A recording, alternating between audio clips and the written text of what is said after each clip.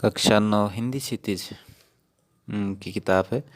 Video शुरू करने से पहले बच्चों से कहना चाहूँगा कि वीडियो को सब्सक्राइब करें और बेल आइकन को ज़रूर दबा दें, जिससे आने वाले वीडियो के नोटिफिकेशन आपके पास जल्दी पहुंच जाएं। कक्षा 9 हरिशंकर परसाई जी का एक पाठ है गद्य में। प्रेमचंद के फटे जूते हिंदी क्षितिज में है। इसमें हरिशंकर परसाई जी ने प्रेमचंद के सादगी से परिपूर्ण व्यक्तित्व का सजीव चित्रण किया है इस पाठ में, और साथ ही एक साहित्यकार के अंतर्भिदी सामाजिक दृष्टि का विवेचन करते हुए वर्तमान की आडंबरपूर्ण प्रवृत्ति और अवसरवादिता का करारा व्यंग किया है। लेखक प्रेमचंद जी का एक चित्र देखते हुए बताता है कि उन्होंने मोटे कपड़े की टोपी, कुर्ता और धोती पहनी हुई है। कनपट्टी पिचकी और गालों की हड्डियां उभरी हुई थी, परंतु घनी मूछों से चेहरा भरा सा लगता है। मूछें बड़ी बड़ी हैं। पैरों में कैनवस के जूते हैं, जिनमें से एक जूता आगे से फटा हुआ है। प्रेमचंद जी की फ़ोटो देख रहा है लेखक, तो छेद से उंगली बाहर निकली हुई थी। लेखक सोचता है कि फ़ोटो के लिए ऐसी पोशाक है तो पहनते कैसे होंगे। उनके बारे में लेखक सोचने लग गया कि जब फ़ोटो खिंचाने में इस व्यक्ति ने ऐसा हुलिया बना रखा है तो ये वास्तव में कैसे कपड़े पहनते होंगे। तो लेकिन प्रेमचंद जी क्या थे, जैसे वास्तव में थे वैसे ही उन्होंने फ़ोटो भी खिंचा रखी थी। अधिकतर लोग क्या करते हैं, फ़ोटो खिंचाते समय सस्ते संवरने का काम करते हैं। वे प्रेमचंद के चेहरे को देखते और देखकर पूछते हैं कि उन्हें अपने फटे जूते का पता है या नहीं है। तो क्या लज्जा या संकोच नहीं है?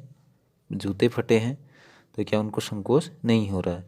लेकिन उनके चेहरे पर बेपरवाही और विश्वास है।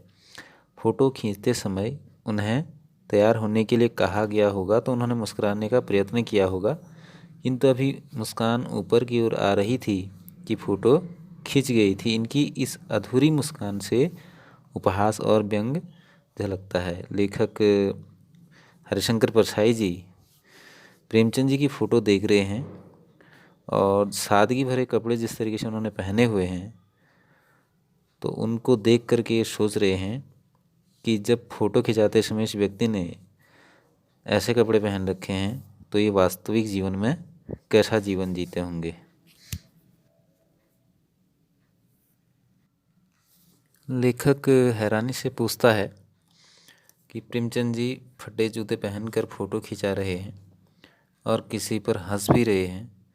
यदि उन्हें फ़ोटो खिंचाने का ही था तो जूते तो अच्छे पहन लेते। तो शायद पत्नी ने फ़ोटो खिंचाने के लिए कहा होगा और लेखक उनकी फ़ोटो के माध्यम से उन दुख को अनुभव करके रोना चाहता है, लेकिन उनकी आंखों का दर्द उन्हें ऐसा करने से रोक देता है। वो कह रहा है कि शायद अपने मन से तो फ़ोटो खिंचाना नहीं चाह रहे होंगे, उनकी पत्नी ने फ़ोटो खींचने को मजबूर किया होगा।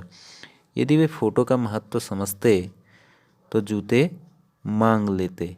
तो लोग तो कोट और कार तक मांग लेते हैं, कह रहा लेखक।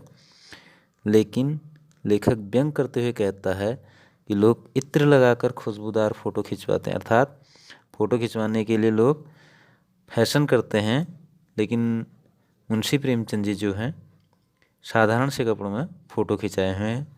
उन्होंने बताया है कि सिर की चीज़ सस्ती है, जबकि पैरों की चीज़ उससे कहीं और अधिक महंगी है। प्रेमचंद पर कुछ ऐसा भी भार रहा होगा कि उनकी विडंबना लेखक को दुख पहुंचा रही थी। एक महान कथाकार, उपन्यासकार, सम्राट, युग प्रवर्तक का जूता फटा हुआ देखकर उन्हें चुभन होती है। वो कहते हैं कि इतने बड़े महान कथाकार हैं, कहानीकार हैं, उपन्यास लिखते हैं, सम्राट, उपन्यास सम्राट हैं, युग प्रवर्तक हैं, तो इनका जूता फटा कैसे हो गया।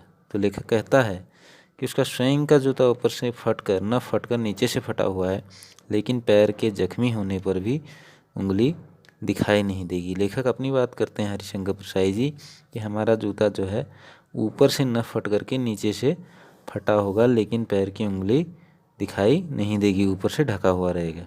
तो लेखक जैसे लोग वास्तविकता को आडंबर के आवरण से ढकना चाहते हैं, जबकि प्रेमचंद जैसा व्यक्तित्व सच्चाई और सादगी को अपनाने वाला है। अर्थात कहने का मतलब ये है, मुंशी प्रेमचंद जी सच्चाई को छुपाना नहीं चाहते। उन्होंने वास्तविकता और आडंबर को आवरण से वो ढकना नहीं चाहते, उसको दिखाना चाहते हैं कि वास्तविकता क्या है, असल ज़िंदगी की वास्तविकता क्या है। अब देखिए, इसमें एक पैराग्राफ है कि कह रहा है, तुम फटा जूता बड़े ठाठ से पहनने हो, मैं नहीं पहन सकता। लेखक कहता है, फ़ोटो तो ज़िंदगी भर इस तरह नहीं खिंचाऊँ, चाहे कोई जीवनी बिना फटे बिना फ़ोटो के ही छाप दे। तुम्हारी इस व्यंग मुस्कान मेरे हौसले पस्त कर देती है। क्या मतलब है इसका, कौन सी मुस्कान है? क्योंकि मुंशी प्रेमचंद जी जब फ़ोटो खिंचवा रहे थे तो उसमें उनके चेहरे पे हल्की मुस्कान भी थी। क्या होरी का गोदान हो गया, क्या पूस की रात में स्वर हल्कों का खेत चर गई, ये सब उनकी कृतियाँ हैं। उनकी कृतियों के बारे में लेखक कहता है। गोदान मुंशी प्रेमचंद जी का ही उपन्यास है। तो यहाँ लेखक मुंशी प्रेमचंद जी के विषय में बातें कर रहे हैं कि बड़े शान से फ़ोटो फटे जूते पहने हुए हैं, जबकि लेखक ऐसे जूते कभी भी नहीं पहन सकता। लेखक उनकी व्यंग मुस्कान का अभिप्राय भी पूछता है कि वह हंस क्यों रहे हैं। वो प्रेमचंद के कई पात्रों का सहारा लेकर अपने प्रश्न का उत्तर जानना चाहता है। तो लेखक जूते के फटने का कारण भी जानना चाहता है।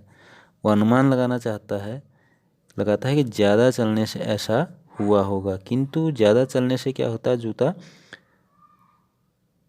नीचे से फटता है नहीं बल्कि घिस जाता है। लेखक ने बताया कि भक्ति काल के कवि कुंभनदास का जूता फतेहपुर सीकरी आने जाने से घिस गया था। वे कहते हैं कि आने जाने में जूते घिस गए थे, जिस कारण भगवान का नाम पी लेना भूल गया हूँ।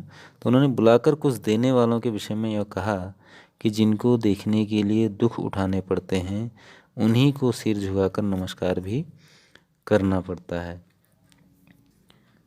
इस पंक्तियों में लेखक यही जानना चाह रहा है कि आम जनता का जो जूता है वो नीचे से घिस जाता है चलते चलते लोगों का, लेकिन मुंशी प्रेमचंद जी का जूता सामने से फटा हुआ है, अंदर से पैर दिख रहा है, अंगूठा दिख रहा है। तो ये कैसे संभव है? तो कहता है कि चलने से जूता घिसता है, फटता नहीं। तुम्हारा जूता कैसे फट गया? मुझे लगता है कि तुम किसी सख्त चीज़ को ठोकर मारते हो। इम्पोर्टेंट लाइन है। कोई चीज़ जो परत दर परत सदियों से जमी हुई है, उसे शायद तुमने ठोकर मार मार कर अपना जूता फाड़ दिया है। कोई टीला जो रास्ते पर खड़ा हो गया हो, उस पर तुमने अपना जूता आजमाया हो। अर्थात तुमने अपने रास्ते की कठिनाइयों को इससे ठोकर मारने की कोशिश की होगी, तो जिस कारण तुम्हारा जूता फट गया। तुम उसे बचाकर उसके बगल से तो निकल सकते थे। टीलों से समझौता भी हो जाता है। सभी नदियाँ पहाड़ थोड़ी ही फोड़ती, कोई रास्ता बदल कर घूम कर भी तो चली जाती हैं। अब ये लेखक जो हैं मुंशी प्रेमचंद जी से कहते हैं कि तुम उन कठिनाइयों से दूसरे रास्ते भी जा सकते थे। कठिनाइयों को ठोकर मारकर तुम आगे बढ़े हो अपने जीवन में। तुम समझौता भी कर सकते। तो कह रहा है कि तुम उनसे समझौता भी कर सकते थे, लेकिन तुमने उनसे समझौता नहीं किया। क्या हो तुम्हारी कहीं कमजोरी थी? तो कहते लेखक बार बार इसी प्रश्न का विचार करता है कि प्रेमचंद का जूता घिसने की अपेक्षा फट गया है। लेखक यहाँ कहना चाहता है कि उन्होंने समाज में व्याप्त कुरीतियों को अपनी ठोकरों से हटाने का प्रयास किया होगा। जो समाज में उस समय व्याप्त अड़चनें थी, उन्होंने उस जूते से ठोकर मारना चाहा होगा। वे उनसे बचकर भी जा सकते थे, लेकिन परिस्थितियों से समझौता भी कर सकते थे, मगर उन्होंने ऐसा नहीं किया। तो लेकिन प्रेमचंद जी अपने जीवन आदर्शों के से समझौता नहीं कर सके। वे अपने पात्रों की तरह नियमों का पालन करते थे, जैसे उनके पात्रों ने नियमों का पालन किया है। कहानियों में, उपन्यासों में उनके नियम कभी भी उनके बंधन में नहीं बदले। लेखक यह अनुमान लगाता है कि वे उसी जिसे घृणित समझते हैं, उसकी तरफ पैर की उंगली से इशारा करते हैं। तो वह समझ गया कि प्रेमचंद जी समाज में व्याप्त भेदभाव और आडंबर पूर्ण व्यवहार को देखकर मुस्कुरा रहे हैं। वे अवसरवादी और स्वार्थपरक लोगों पर व्यंग कर रहे हैं, वास्तविकता को छिपाते हैं और संघर्षों से बचकर जो निकलते हैं उन पर प्रेमचंद हंस रहे। अब फोटो को गौर से देखता है। प्रेमचंद जी का कहना था कि मैं यथार्थ का सामना करते हुए आगे बढ़ा, दुख झेले किंतु अपने अस्तित्व को बनाए रखा, जबकि लेखक जैसे वास्तविकता को छिपाने के लिए अपने अस्तित्व, अपने मान सम्मान को नष्ट करते जा रहे हैं। ऐसी परिस्थितियों में वे कैसे जीवन व्यतीत कर सकेंगे। तो इस पाठ में लेखक ने अंत में यही समझाया है कि मुंशी प्रेमचंद जी का जो जूता जो फटा हुआ है वो इस कारण फट गया था क्योंकि उन्होंने अपनी ज़िंदगी में जो भी कठिनाइयाँ आई थी, अड़चनें आई थी, उनको ठोकर मार करके वो आगे निकले थे, उनसे समझौता नहीं किया। कुछ लोग जो समझौता करते हैं वे दूसरे किनारे से होकर निकल जाते हैं, लेकिन अपने जीवन की कठिनाइयों को ठोकर नहीं मारते, जिससे वो बाद में परेशान रहते हैं।